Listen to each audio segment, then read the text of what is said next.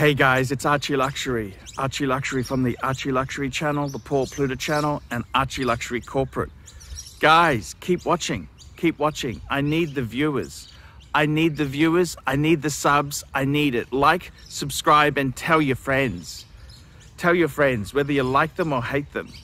Just tell them anyhow. ArchieLuxury on YouTube. Hi guys, Paul Pluta on the Paul Pluta channel. Today I'm doing a paid review for Frank.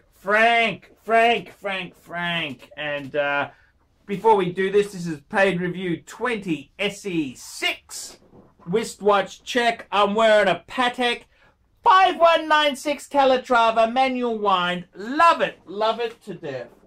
Now Frank has sent me super big pictures which I hate to receive, so I'm gonna have to put magnifiers on my glass here. So I gotta tell you, man, let's have a look here. Hi Paul. Okie dokie, here we go. I hope you're doing well and keeping the videos coming.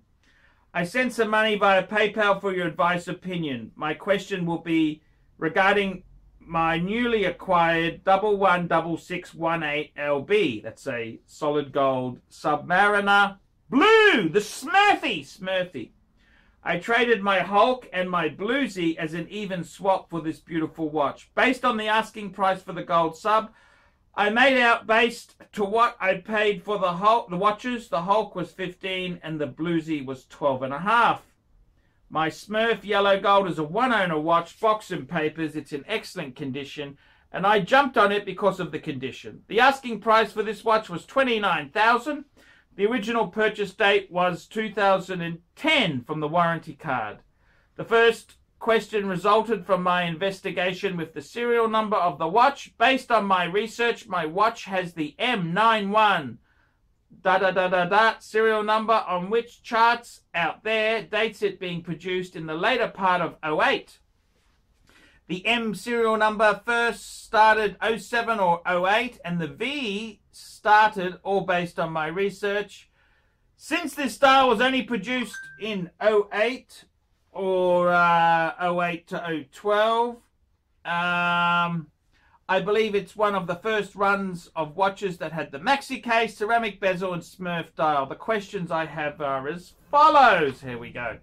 Number one, was it normal for precious metal watches to sit this long back then? This means in the showcase. The warranty card shows it was purchased in October 2010. So let's answer that question first. So was it, or did they sit there that long? Look, the whole reason Rolex went to random serial numbers is to stop morons asking this same question. How long has it been sitting there? Is it old stock? So I would say that's why they've done it, and it can sit there. These were not big sellers.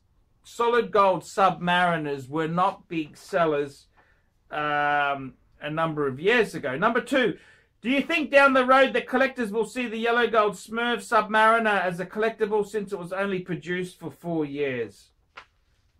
Maybe, maybe not. Look, any of these limited production runs, there's always a risk. Yes, it could become good, but there's so many variations. I've seen so many people, every batch of Rolexes, someone says, I've got the rare one, it's got this. It's so many little anomalies. There are so many little anomalies that make things valuable or not. It depends whether people like the Smurf or don't. I don't mind it, to be completely honest with you. I've got nothing against it. I prefer the Starburst Blue myself. I do prefer it. But I'm starting to like the Smurf. If you've got a watch that's got the Smurf, I'd just keep it original. Keep it original. If it's worth a lot more, well, that's great. If it's not worth more, well, who cares? You enjoy the watch. I'd be very reluctant to buy things on that kind of logic there. Nobody knows, okay? I mean, sometimes, you know, Rolex has done this with the some watches. They've came out, they had the white gold Pepsi and then they changed the dial color slightly. The new dial color was worth a lot of money. You know, stupid little anomalies. The reality is, who really knows? Who really knows? So I wouldn't get, this is first world problems.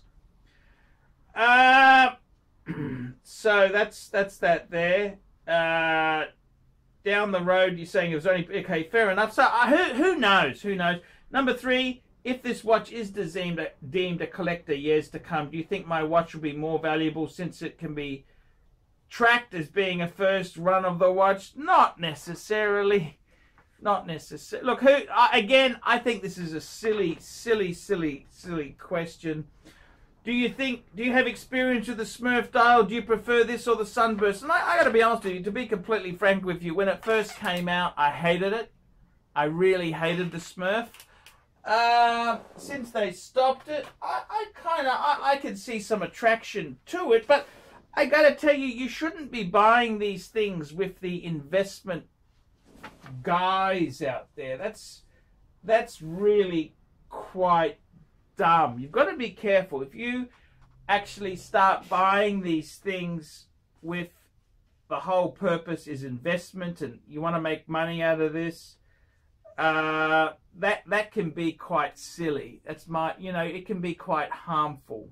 So I got to be honest with you, got to buy things you love. If you like the Smurf, it's at a good price, hey, cheers to you. But I wouldn't necessarily hunt one down. If I was looking for a gold ceramic sub, I got to be honest with you, I'd probably, it just depends on the deal. Okay, that's my opinion. If I was buying a gold sub, and I owned the pre-ceramic gold sub, would I get pre-ceramic or ceramic now? I got to be honest with you, if I was buying one now, depends on the price and the deal. It's all about the deal. It's all about the deal. But I'd probably say the ceramic, I think, is got a better clasp on it. I like certain things about the ceramic version. I'd probably go ceramic if the right deal came along. Smurf or Sunburst? I'd probably say to you, I probably prefer the Sunburst, to be totally honest with you. But there's nothing against the Smurf. The Smurf is also cool. The Smurfy blue, it's very cool itself. I don't have a problem with that. Which one would I... Look, if it depends on the price. If they were the same price, same condition, which one would I take myself? I'd probably go Sunburst, because I like the Sunburst better. Which one do I think has better investment? Well, the Smurf could go a bit. It's got potential there. That's not to say it will. It possibly could. They're both really cool.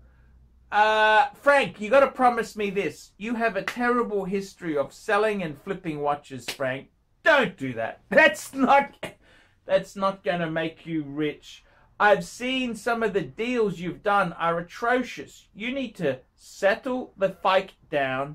Stop reading, over-analyzing these things. Just enjoy what you have. Just enjoy what you've got and be happy. It's when you over-analyze these things, you end up in trouble. Years ago, I got my Explorer 1, 1016. I was a little disappointed because it had the plastic glass. Okay, because this was 1990. They still had it was one of the last Rolexes that had the plastic glass still. Did I kick up a stink and whinge? I said, oh, that's okay. That's a nice watch. No problems. The thing is, it became super collectible. Sometimes it's the one you least suspect becomes... I remember a friend of mine saying to me, he wasn't much of a friend. He was a bit of an asshole, but he said, oh, that's not even a really cool Rolex. It's got a big triangle at the 12. It doesn't have the big logo. Man, it's Explorer 1, 1016. You cannot get more collectible than that. That is... So you don't really listen to these morons.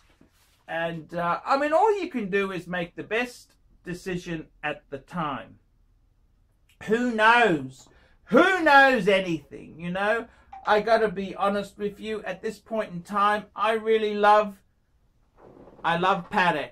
I've always wanted Pateks, and I've been able to, because Rolex is so crazy, get out of the Rolexes to get Pateks. Now, that's my choice. I do it for me. When it's somebody else's money, they can do what they want. For me, I'm very happy to have my Patek Philippe's. Does that mean it works for everyone? No, I don't think it does. But this is the thing. You've got to realize that different, you know, you gotta make the best decision at the time. You cannot, you can't. So if you analyze these things too much, you're always going to drive yourself nuts. You got a solid gold sub ceramic. I'd just be happy with that. I'd just be happy, man. Don't over analyze these things. Don't over analyze it. Oh, should I have done this? Oh, should I? Man, just be happy with what you've got. Enjoy it. And that's the best way to go. When you start over analyzing crap, that's kind of when you run into trouble. So yeah, that's kind of my opinion on it. So you tell me what you think there. That is my opinion on this matter. So guys, like, subscribe, and tell your friends. Don't be afraid to put some nasty comments. Remember, Archie can't survive on Google Ads alone. I need paid reviews. Paid reviews, $50 US. I'll review your collection. I'll tell you what I think. I'll give you some advice. I'm the Pontiff. Tell me what you think. Like, subscribe, tell your friends. Hi guys, ArchieLuxury. And who do I recommend in America? In America, who do I recommend for quality pre-owned wristwatches? David SW, David SW, David SW. Go to davidsw.com. He is the best, the greatest pre-owned dealer in all of the United States of America. David SW, David SW, David SW.